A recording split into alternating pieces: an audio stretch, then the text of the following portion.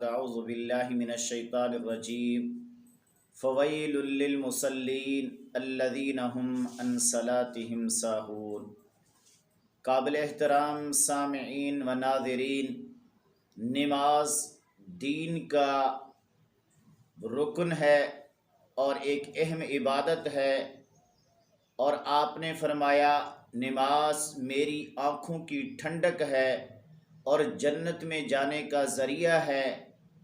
لیکن اللہ تبارک و تعالی نے قرآن کریم کے اندر فرمایا ہلاکت ہے، بربادی ہے نمازیوں کے لیے جو اپنی نمازوں سے غافل ہیں۔ اب نماز پڑھ کے اور پھر بھی نمازی بن کے ان کے لیے ہلاکت اور بربادی اور تباہی ہے، ویل ہے۔ یہ کون سے نمازی ہیں؟ یہ وہ نمازی ہیں جو اپنے نمازوں سے غافل ہیں۔ نماز تو پڑھتے ہیں لیکن نماز غفلت سے پڑھتے ہیں۔ غفلت سے کیسے پڑھتے ہیں کہ جب نماز کے لیے وضو کرتے ہیں، جو نماز کے لیے شرط ہے، مفتاح الصلاۃ الطہور، نماز کی چابی وضو ہے، اور جب وہ وضو کرتے ہیں تو وضو صحیح طرح، اچھی طرح مکمل نہیں کرتے۔ اس لیے اللہ کے نبی نے فرمایا ویل للعقاب من النار، جو وضو کرتے وقت اپنے ایڑیوں کو اچھی طرح نہیں دھوتے اور ایڑیاں خشک رہ جاتی ہیں، ایسی ایڑیوں کے لیے وادی ویل ہے، تباہی ہے جہنم کی۔ اور اسی طرح نمبر 2، وہ نمازی جو نماز تو پڑھتے ہیں لیکن نماز کو جماعت کے ساتھ نہیں پڑھتے۔ اللہ نے فرمایا وَارْكَعُوا مَعَ الرَّاكِعِينَ، رکوع کرو رکوع کرنے والوں کے ساتھ۔ اللہ نے فرمایا اِنَّ الصَّلَاةَ كَانَتْ عَلَى الْمُؤْمِنِينَ كِتَابًا مَوْقُوتًا، بے شک نماز مومنین پر وقت مقرر پر فرض ہے۔ آپ نے فرمایا من سمع النداء، جس نے آذان سنی فلم یأتہ، پھر وہ آذان سن کر نماز کے لیے نہیں آیا، فلا صلاۃ لہ، اس کی نماز نہیں ہے۔ ایک صحابی اللہ کے نبی کے پاس آئے، کہنے لگے اللہ کے نبی آنکھوں سے نابینا ہوں، عمر رسیدہ ہوں، گھر دور ہے، راستہ صاف نہیں ہے، موذی جانور ہیں، کمزور ہوں، لانے والا کوئی نہیں ہے، یہ سارے عذر بیان کیے۔ آپ نے فرمایا حل تسمع النداء، کیا آذان سنتے ہو؟ اس نے کہا ہاں۔ آپ نے فرمایا فاجب، تو تیرے لیے لازمی ہے کہ آذان کا جواب دیتے ہوئے تو مسجد میں آ اور جماعت کے ساتھ نماز پڑھ۔ اللہ کے نبی نے بڑی وعید بیان کی جو جماعت کے وقت نماز کے لیے نہیں آتے۔ فرمایا والذی نفسی بیدہ، قسم اس ذات کی جس کے ہاتھ میں میری جان ہے، لقد ہممت، میں نے ارادہ کیا کہ میں کسی کو حکم دوں وہ میری جگہ پہ نماز پڑھائے، اور پھر میں جاؤں اور ان لوگوں کے گھروں ان کو ان سمیت جلا دوں جو نماز کے لیے حاضر نہیں ہوتے۔ اور تیسرے نمبر پر ان نمازیوں کے لیے ویل ہے، ناکامی ہے جو نماز تو پڑھتے ہیں لیکن اطمینان کے ساتھ، اعتدال کے ساتھ تمام ارکان کو صحیح طور پر ادا نہیں کرتے۔ آپ نے ایک شخص کو دیکھا جو نماز کے اندر اعتدال نہیں کر رہا تھا، اطمینان سے نماز نہیں ادا کر رہا تھا۔ آپ نے 3 بار اسے فرمایا ارجع فصلی فانک لم تصلی، جا کے نماز پڑھ، تو نے نماز پڑھی ہی نہیں ہے۔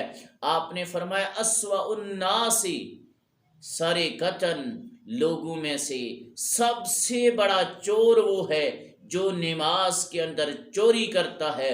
صحابہ نے فرمایا نماز کی چوری کیا ہے؟ آپ نے فرمایا لا یتم رکوعہا ولا سجودہا، جو نماز کے رکوع اور سجود کو مکمل نہیں کرتا۔ اسی طرح نماز جلد بازی کے ساتھ ادا کرنا۔ ایک صحابی نے ایک شخص کو دیکھا جو نماز پڑھ رہا تھا اور جلد بازی کے ساتھ پڑھ رہا تھا تو انہیں کہا کہ اگر تو اسی حالت پہ فوت ہو گیا تو ما مات علی غیر ملت محمد، تو آپ کی وفات ملت محمدیہ پر نہیں ہوگی۔ حضرت حذیفہ رضی اللہ عنہ نے ایک شخص کو دیکھا اور پوچھا کتنے عرصے سے اسی طرح نماز پڑھ رہے ہو؟ اس نے کہا 40 سال سے۔ تو حضرت حذیفہ نے کہا ما صلیت منذ 40 سنہ، تو نے 40 سالوں سے کوئی نماز نہیں پڑھی۔ ولو مت وانت تصلی هذه الصلاۃ، اگر تو فوت ہوا اسی طرح نماز پڑھتے ہوئے تو اس فطرت پر فوت نہیں ہوگا جس فطرت پر محمد علیہ السلام سے تھے۔ ان الرجل لیصلی 60 سنہ، بس اوقات 60 سال تک بندہ نماز پڑھتا ہے۔ وما تقبل له صلاۃ، اور اس کے لیے ایک نماز بھی قبول نہیں ہوتی۔ اللہ نے قرآن کریم کے اندر کامیاب ہونے والے مومنین کی جو سب سے پہلی خوبی بیان کی، فرمایا قد افلح المومنون، کامیاب تو وہ مومن ہیں جو نماز پڑھتے ہیں، اور الذین هم فی صلاتهم خاشعون، جو اپنی نمازوں کے اندر عاجزی، انکساری، خشوع، خضوع، اعتدال، اطمینان، تمام ارکان کی تکمیل کے ساتھ پڑھتے ہیں۔ یدعون ربہم خوفا و طمعا، جو مومن ہوتا ہے وہ اپنے رب کی عبادت کرتا ہے خوف اور امید کے ساتھ۔ آپ نے فرمایا الاحسان، احسان یہ ہے کہ تو اللہ کی عبادت اس طرح کر جس طرح تو اللہ کو دیکھ رہا ہے۔ اگر یہ نہیں تو کم سے کم یہ ہونا چاہیے کہ تیرا رب تجھے دیکھ رہا ہے اور تو اپنے رب کے سامنے کھڑا ہوا ہے۔ اللہ کے رسول نے فرمایا 5 صلوات، 5 نمازیں اللہ نے فرض کی۔ من احسن وضوءہن، جس نے ان 5 نمازوں کے لیے وضو کیا اور اچھی طرح وضو کیا، وصلاہن لوقتہن، اور ان نمازوں کو ان کے وقت پہ پڑھا، واتم رکوعہن، اور رکوع اور سجدے مکمل اچھی طرح اس نے کیے، واتم خشوعہن، اور خشوع، خضوع، عاجزی ان کے سارے کے ساتھ نمازیں پڑھی، تو آپ نے فرمایا کان لہ علی اللہ عہد، اللہ کے ذمے یہ واجب ہو جاتا ہے ان یغفر لہ، کہ اس کو معاف فرما دے۔ اور جس بندے نے نماز تو پڑھی لیکن ان تمام چیزوں کا اہتمام نہیں کیا، اس کے لیے کوئی اللہ کے پاس ذمہ داری نہیں ہے، کوئی عہد نامہ نہیں ہے، چاہے رب اسے معاف کرے چاہے اسے معاف نہ کرے۔ اور ایسے نمازوں کے لیے ہلاکت اور بربادی ہے جو اپنی نمازوں کے اندر ان چیزوں کا خیال نہیں کرتے۔ اللہ کے رسول نے فرمایا جب تو نماز کے لیے کھڑا ہو تو اپنی نماز کے اندر کھڑا ہوتے وقت اپنے ذہن و تصور میں یہ لا کہ تو جیسے الوداعی اور آخری نماز پڑھ رہا ہے، اور اسی طرح نمازی جب نماز کے اندر پہل کرتا ہے، امام سے آگے بڑھتا ہے، تو ایسے شخص کے لیے بھی ویل ہے اور بڑی وعید ہے۔